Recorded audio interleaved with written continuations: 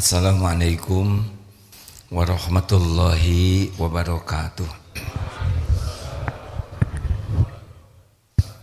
Alhamdulillahi rabbil alamin. Allahumma salli ala sayyidina Muhammadin wa ala alihi wa ashabihi ajma'in.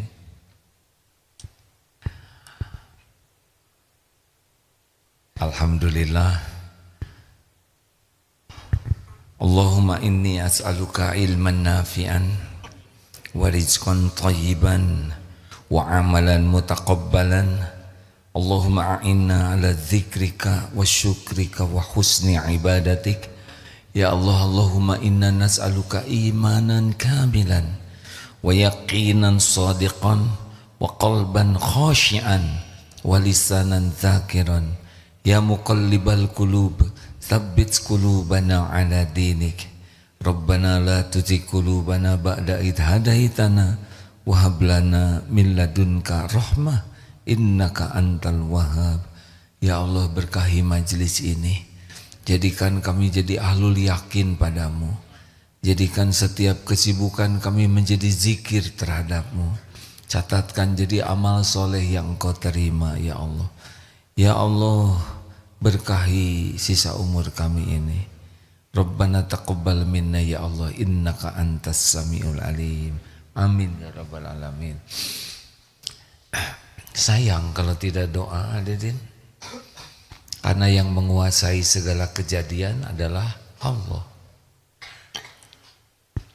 Mau jungkir balik bagaimanapun, tetap saja apapun hanya bisa terjadi dengan izin Allah.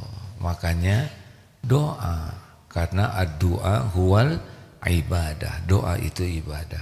Makin banyak doa, makin banyak ibadah, makin disukai Allah. Orang yang tidak suka berdoa, dia sombong, tidak disukai Allah. Baik hadirin, ada doa Allahumma inni a'udzubika minal hammi wal hazan. Ya Allah, saya berlindung kepadamu dari galau, cemas, dan sedih. Cemas itu sesuatu yang belum terjadi. Jadi kita berlindung kepada Allah dari sikap hati yang selalu cemas dengan yang belum terjadi. Hati kita itu dibulak-baliknya oleh Allah. Kalau Allah bikin cemas, udah sengsara saja. Kalau Allah bikin tenang, tenang. Kita harus berlindung nih dari anxiety atau apa?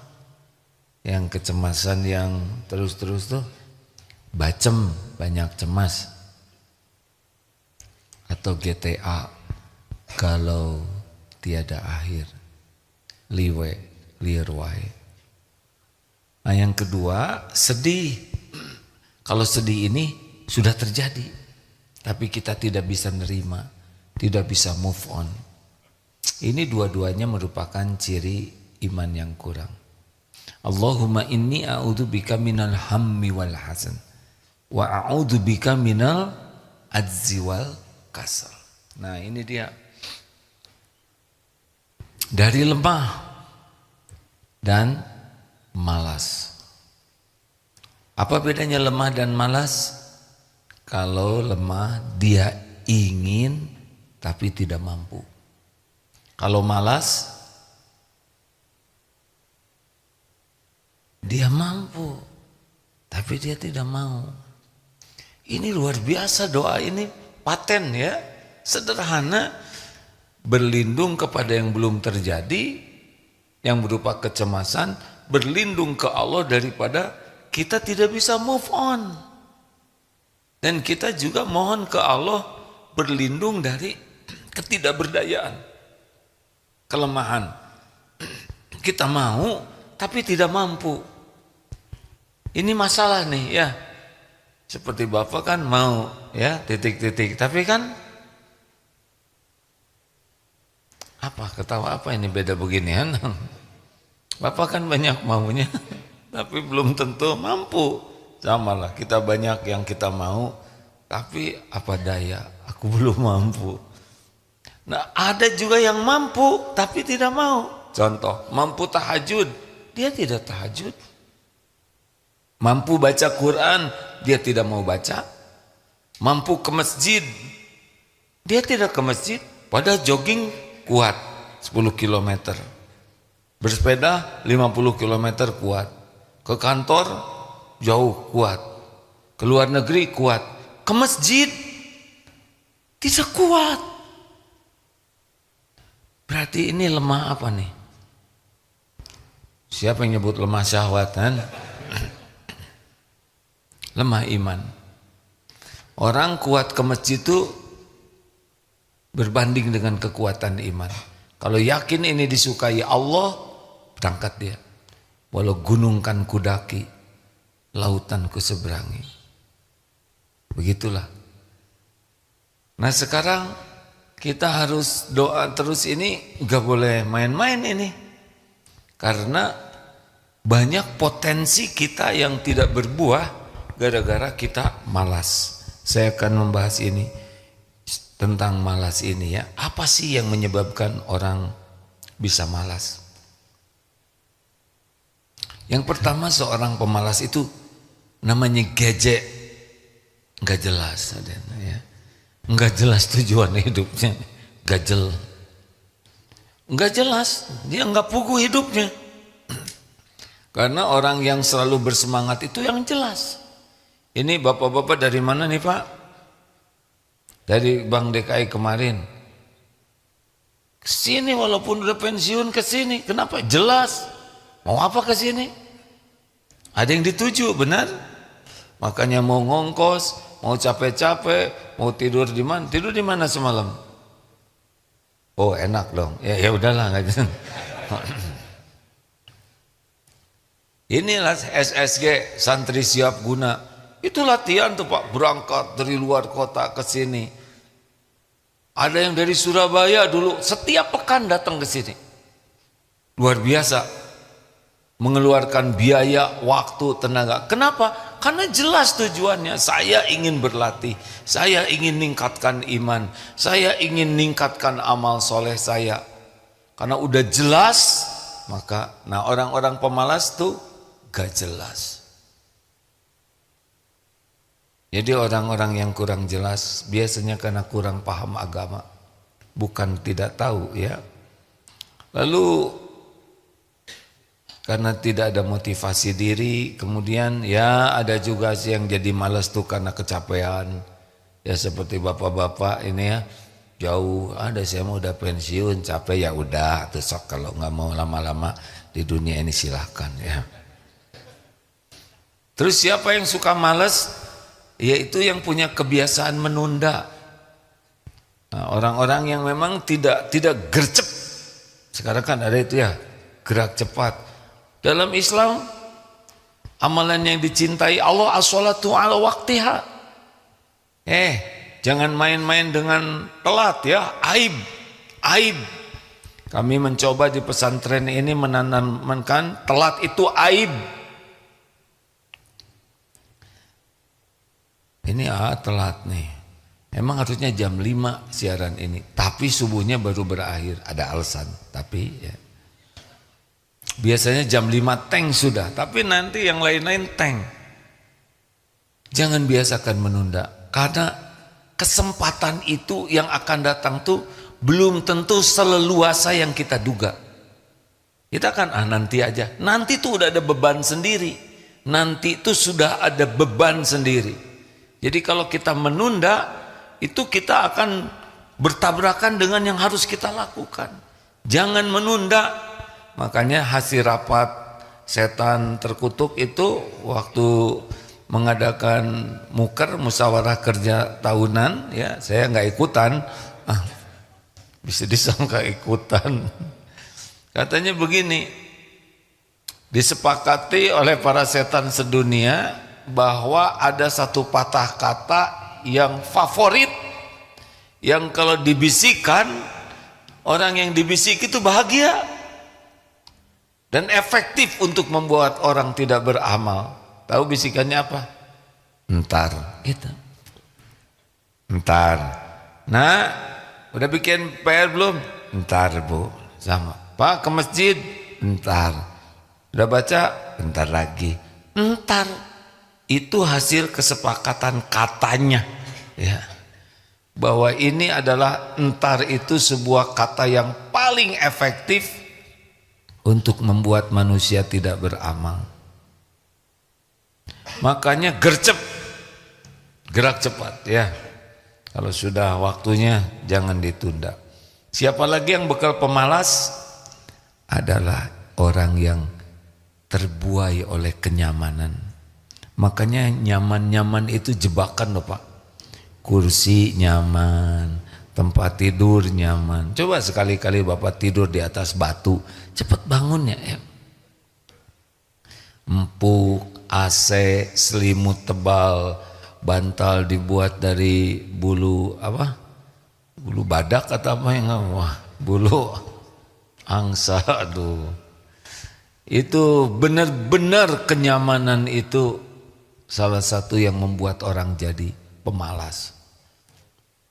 Makanya orang tua yang kaya raya, yang anaknya segala dicukupi, segala nyaman, itu lemah anak tuh cenderung. Hati-hati, terlalu banyak kenyamanan, kemudahan itu membuat orang jadi cenderung pemalas. Segala ada, mau ngapain lagi kerja keras? Ya. Yang kelima, orang itu jadi pemalas karena memang dia tidak disiplin. Apa itu disiplin? Kemampuan untuk melakukan sesuatu yang harus dilakukan, itu disiplin. Kita tahu harus melakukan, tapi kita tidak mau melakukan, maka tidak disiplin. Nah, para pemalas itu tahu, tapi dia tidak melakukannya, maka tidak disiplin. Lalu apalagi yang suka bikin orang malas, yaitu gangguan mental dan gangguan emosional. Ya, orang-orang yang tidak stabil jiwanya, ada kecenderungan dia tidak mau melakukan, jadi pemalas. Sedangkan penyebab eksternal, apa sih orang yang bisa membuat malas? Gak boleh ya nyalahin eksternal, tapi setidaknya adalah pertama, orang jadi pemalas karena dia edik tuh ketagihan teknologi. Jadi hiburan, medsos itu cenderung jadi orang mager, malas gerak dan jadi pemalas. Benar? Jawab hadirin, benar tidak? Anteng aja dengan HP. Kalau orang sudah mager, ceger. Nah, ngarang ini baru. Apa ceger? Cepat gering. Ya kan, malas gerak jadi gangger, gampang gering. Hati-hati nih, terutama kaum aki-aki, the geng ya, gengki, geng aki-aki. Kita harus tetap banyak gerak nih Ki, karena kalau kurang gerak, ya kita akan lebih banyak bermasalah nih. Saya berani bicara begini karena kita satu itu ya. Satu geng, namanya gengki, geng aki-aki ya, geng kileh lah ya, geng aki-aki soleh, mau gitu. Kalau jangan geng kili, geng aki-aki liar, nggak boleh itu ya. Nah, Bapak Ibu yang baik, jalan kaki itu saya tanya nih ke yang ngerti, minimal 6.000, 7.000 langkah sehari. Ya, habis makan kira-kira setengah jam bergeraklah, terutama yang punya masalah diabetes atau kolesterol, ya itu penyakit senior ya. Gerak. Orang-orang yang kurang gerak, Allah akan memberikan banyak ujian. Rasulullah SAW olahraganya ada berapa? 1, jalan. Rasulullah tuh pejalan kaki. 2, berkuda. Wah, kami nggak ada kudanya. Ya kuda lumping lah beli. Astagfirullah, kenapa saya jadi nakal begini pagi ini? Ini gara-gara ada gengki nih. Merasa banyak friend. Biasanya saya merasa tua Pak karena santri semua. Sekarang jadi merasa remaja lagi. Ini nih gara-gara ada geng senior. Tadi saya ngomong apa ya? Olahraga Rasul. Memanah. Apalagi Rasulullah menganjurkan berenang. Jalan, berkuda, memanah, berenang. Paling ini yang paling memungkinkan ya. Ada lagi apa? Gulat. Ayo kek.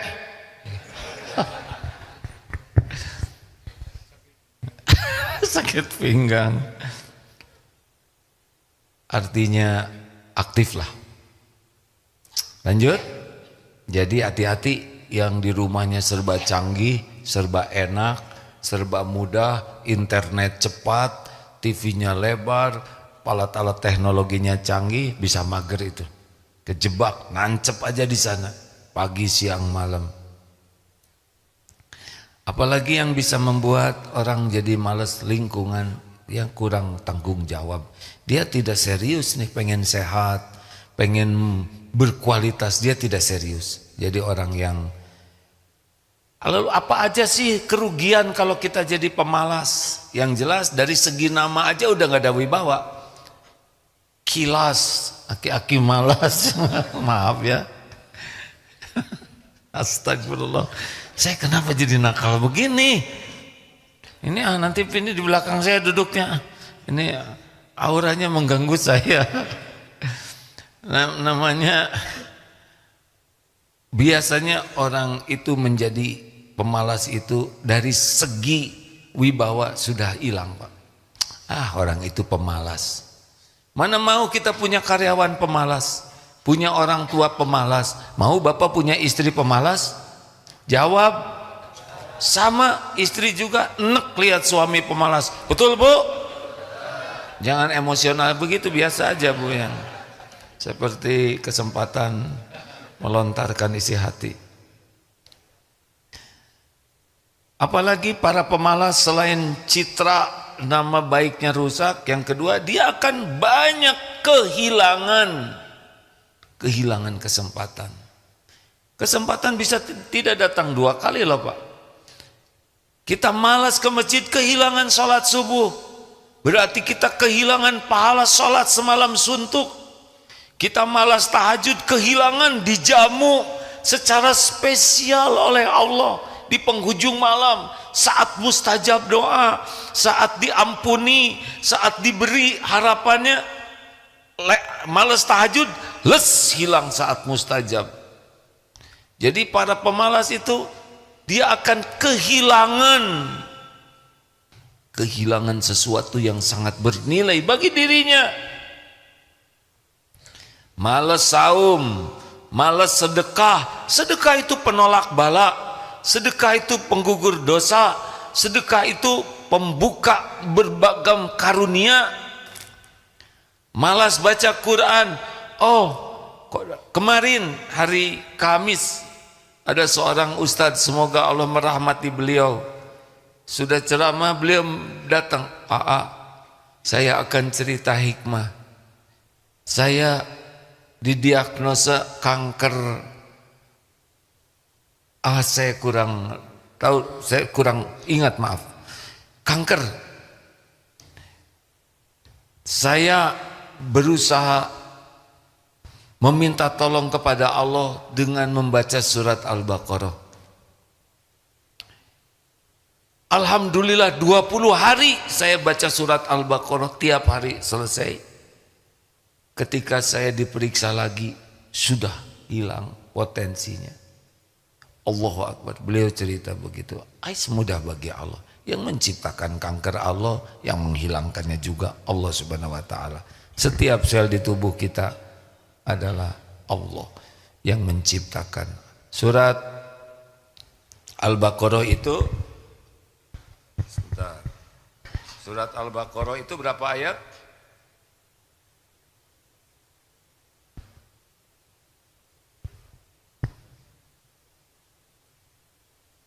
Ya, oke. Surat Al-Baqarah itu 2 juz 4 lembar. Ya, jumlahnya 286 ayat, 2 juz 4 lembar, 24 lembar. Berapa kata? 6.121 kata.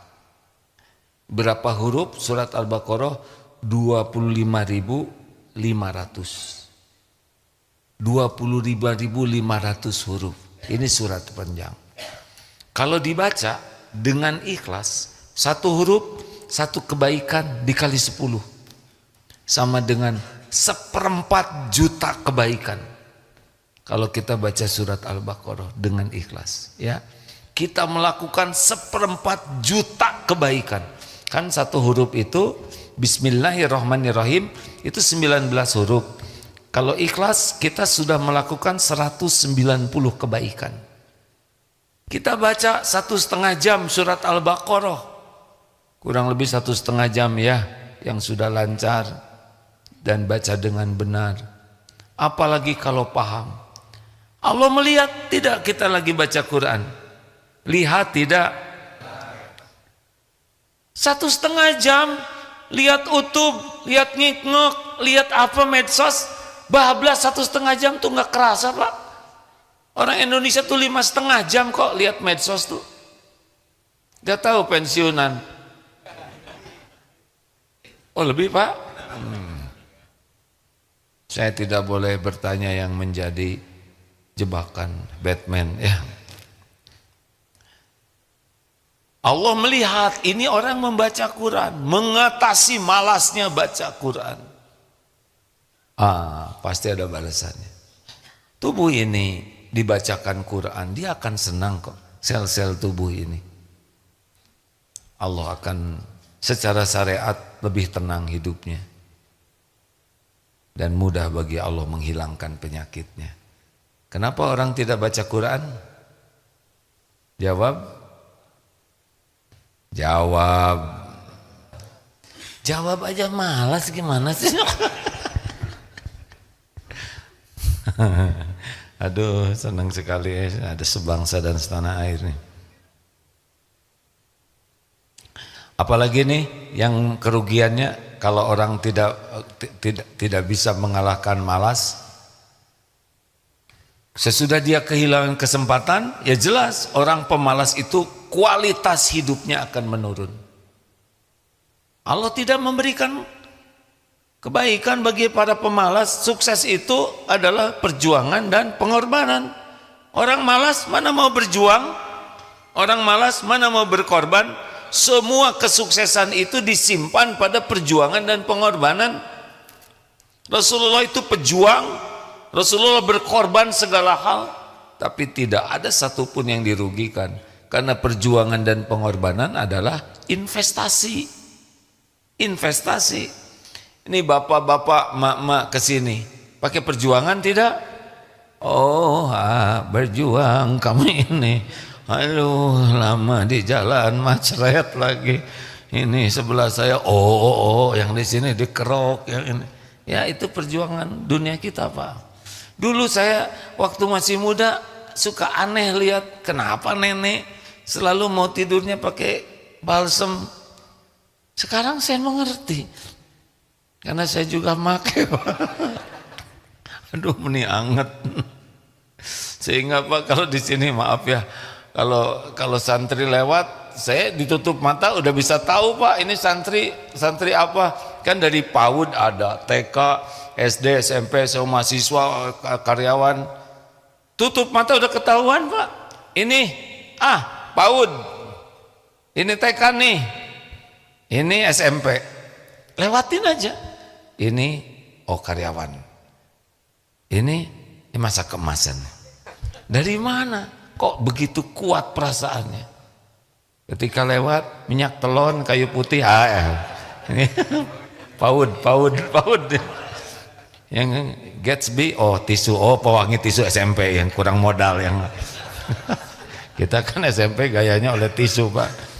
Ini ini pakai minyak wangi lumayan, beli udah gajian. Ini geliga ya. Berarti orang yang banyak amal ya. Kalau lihat orang tua jangan meremehkan adik-adik, amalnya lebih banyak. Bapak juga jangan meremehin anak muda, dosanya lebih sedikit dari kita, Pak.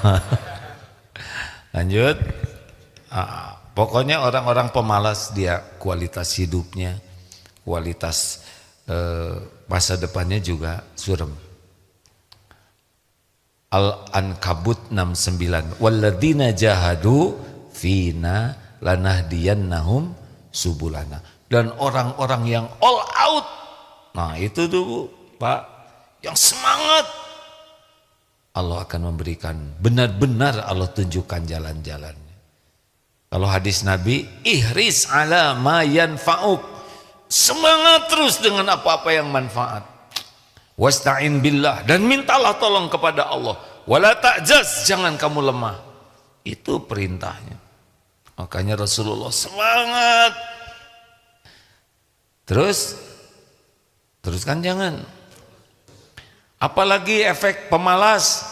Ya sudah, orang yang mager, malas gerak itu seperti tadi, muger, mudah gering, mudah sakit, Pak. Itu sunatullahnya begitu. Allah tahu ini orang malas gerak, ya udah, oleh Allah diberikan banyak penyakit nanti. Bukan berarti yang sakit itu semuanya pemalas ya. Beda lagi kaplingnya. Kalau belum sakit kita malas, kita terancam sakit. Tapi lihat orang yang sedang sakit, husnuzonnya sedang diampuni dosanya oleh Allah, sedang diangkat derajatnya dengan kesabarannya ya. Ayo semangat, bergerak terus. Semangat Pak. Nenek. Apa? Jangan ganggu ketenangan saya. Ya udah.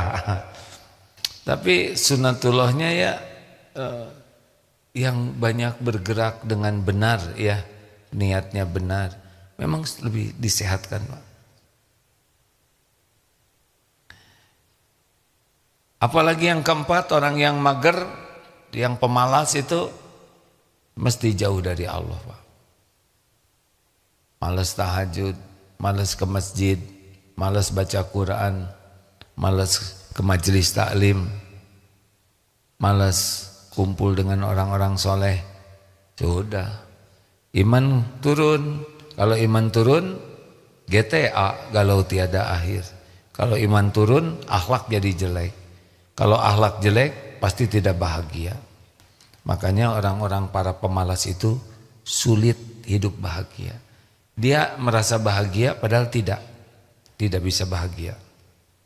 Dan yang jeleknya dari pemalas itu, hidupnya jadi bergantung ke orang lain. Ada di antara kita yang tidak bisa tidak menjadi bergantung ke orang, karena tubuhnya oleh Allah diuji dengan beberapa keterbatasan, tidak bisa jalan, tidak bisa bergerak, sehingga mau tidak mau ada bergantung. Tetapi beda kalau orang yang lumpuh, tidak berdaya, dia kuat ibadahnya, kuat zikirnya. Saya mohon maaf ya Pak, semoga Allah tidak berlebihan. Adik saya lumpuh Pak dulu. Adik yang ketiga ini oleh Allah diuji sakitnya progresif, dari bisa jalan jadi pincang, lama-lama jadi tidak bisa jalan, hanya bisa duduk. Tapi Pak, maaf ya, saya mohon maaf, semoga Allah mengampuni ini. Tapi tiap malam tahajud ini adik ini, walaupun sudah tidak bisa bergerak, tahajud, nanti dimiringkan badannya tuh ke masjid, bagaimana? Digotong, sehingga di masjid itu dibaringkan seperti mayat. Adik tuh Pak berbaring aja. Ke masjid itu tiap waktunya sholat itu ada yang ngegotongnya.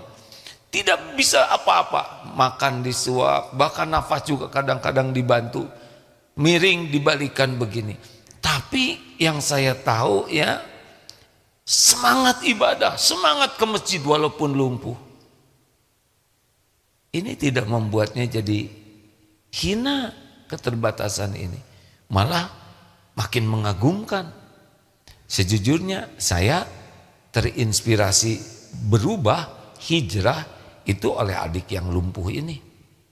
sebelum meninggal. Jadi kalau pemalas itu dia memang menjadi beban, tapi orang yang tidak berdaya punya aktivitas ibadah, zikir, semangat yang tinggi, dia walaupun terbatas yang bisa dilakukan tetap izahnya terjaga. Para pemalas itu beban.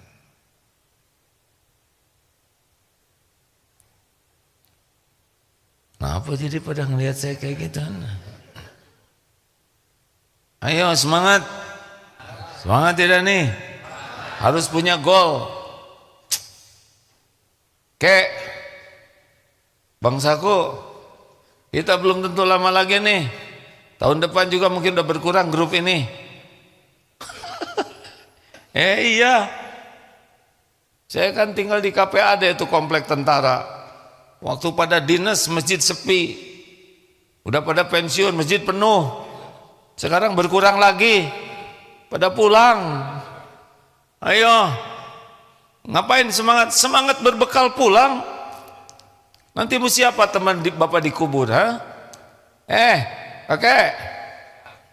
Siapa yang nemenin kita dikubur nanti? Amal. Coba saya mau nanya, punten, boleh dipinjamkan? Ini aja yang dekat, Pak. Boleh saya bertanya? Tidak keberatan? Boleh. Boleh, Pak? Boleh. Yang betul. Saya mohon maaf ya, Pak ya. Sudah dapat bonus berapa dari Allah? Berapa tahun? 65 tahun. Berarti 2 tahun lah bonusnya, ya kan? Saya 64 sekarang, baru selesai 63. Sobatan lah kita ya Pak ya. Pak, kalau Bapak meninggal, misal, yang lain tenang ya, nanti juga meninggal.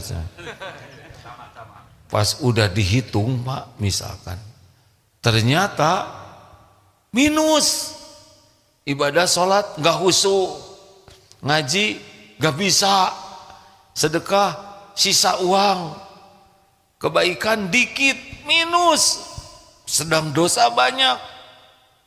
Mau minta apa kira-kira ke Allah selain minta ampun? Ya Allah, hidupkan saya sebentar. Misal diijabah ya Pak ya, Bapak dihidupkan oleh Allah sebulan lagi. Mau diapakan sebulan itu Pak?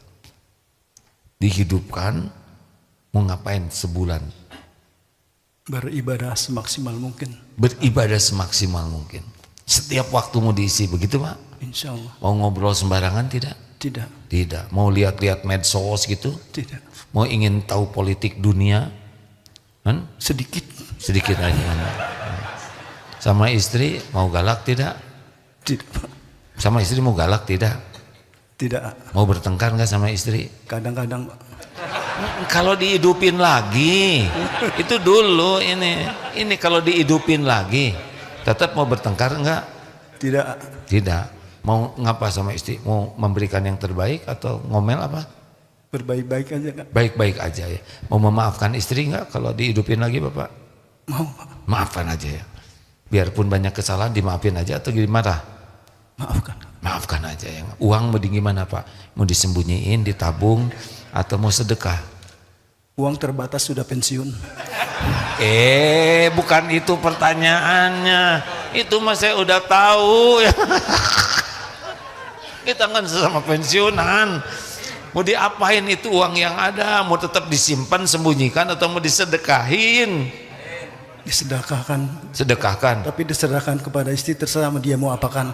Oh, tetap istri yang itu ya. Iya benar, bagus. Terus apakah Bapak mau ke masjid enggak?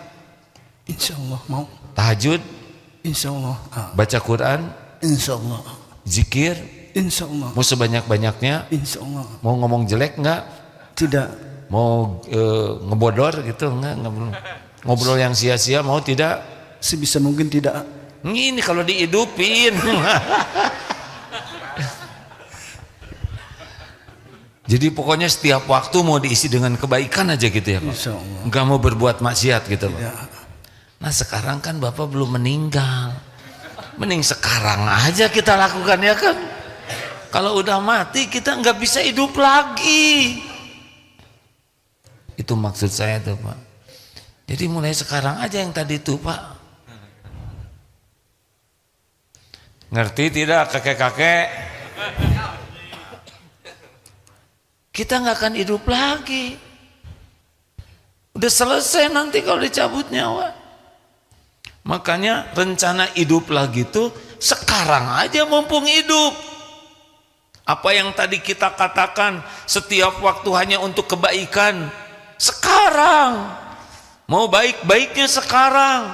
Mau sedekah-sedekahnya sekarang. Mau tobat-tobatnya sekarang. Jangan ditunda. Enggak mau segala urusan dipikirin, ya jangan dipikirin lah. Yang tidak perlu dipikirkan. Tuh ingat mati tuh kayak gitu Pak. Jelas? Om? Oh ini keren disebut Om. Kenapa Bapak jadi mikir begitu sekarang? Tadi ingat ikutan muhasabah pagi, ingat tadi? Sebetulnya saya tuh ada satu cita-cita yang belum terkabul, bikin liang lahat di sini Pak. Nantilah kita coba ada satu tempat. Nanti bapak-bapak ini, Pak makasih ya Pak ya sudah menjawab. Saya mohon maaf ya Pak kalau pertanyaannya mengena. Liang lahat itu bagus juga tuh Pak. Kita masuk ke dalam, ya simulasi lah ya. Kan ada dimiringkan tuh. Masuk ke sana supaya gimana lah kira-kira nanti. Walaupun kita tidak tahu seperti apa rasanya gitu, tapi baik itu berada banyak membayangkan liang lahat. Berapa lama nanti coba kalau kita udah dikubur orang-orang lama di atas kuburan kita. Agim meninggal, misal seperti itu. Paling heboh-heboh, Agim meninggal ya? Kemarin masih di sini. Iya, kemarin ceramah di tempat saya. Kemarin cuman gitu. Gak ngepek ke sayanya Pak. Tetap aja saya meninggal ya kan. Mungkin ada yang datang. Ya saya kebayangin kalau saya meninggal gitu ya. Dikubur misalkan saya dikubur di pesantren di Eko Pesantren 1. Pada datang. Berapa lama yang datang? Apa yang datang ngedoain? Mudah-mudahan. Tapi boleh jadi tuh mayitnya tuh, jenazahnya tuh. Jadi bahan peningkat followers ya. Jadi bahan konten. Mana tuh si Agimnya tuh? Oh bukan, itu jenazah tetangganya. Padahal yang saya butuhkan itu doa. Berapa lama coba? Udahan pada pulang, betul tidak? Mungkin orang pada lihat medsos, oh ini IG Agim, oh ini YouTube, udah nggak ada lagi live. Yang tersisa nanti di kuburan mungkin orang-orang yang terdekat dengan kita. Berapa lama? Berapa lama di atas kuburan kita? Tidak lama. Udah itu pada pulang, kita sendirian. Pasti nanti ada malaikat kubur. Orang sibuk. Anak-anak kita sibuk dengan urusannya masing-masing. Orang-orang pada sibuk dengan kerjaannya. Mungkin sedikit yang ingat ke kita. Sedang kita ngarap-ngarap doa orang. Mungkin sholat kita nanti nolong. Tapi sholat kita nggak pernah khusyuk. Dan nggak pernah berusaha jadi lebih khusyuk. Gitu aja sholatnya tuh udah nggak ngerti. Mungkin sedekah kita nanti kita Arab-Arab nolong. Sedekah kita uang sisa.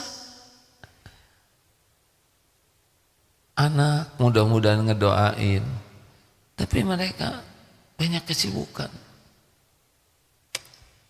Saya kalau sudah ingat, gimana nanti saya dikubur gitu. Nah semangat untuk meningkatkan amal.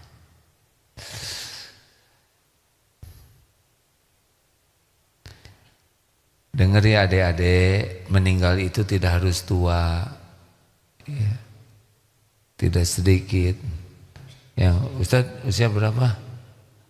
33? Setengahnya. Ada yang 34 loh Ustadz. Siap.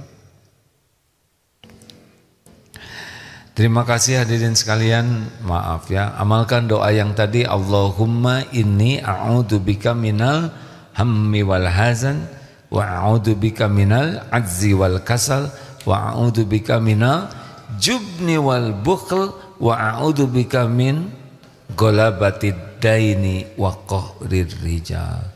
Nanti kita bahas selebihnya ya. Kita harus berlindung kepada Allah nih dari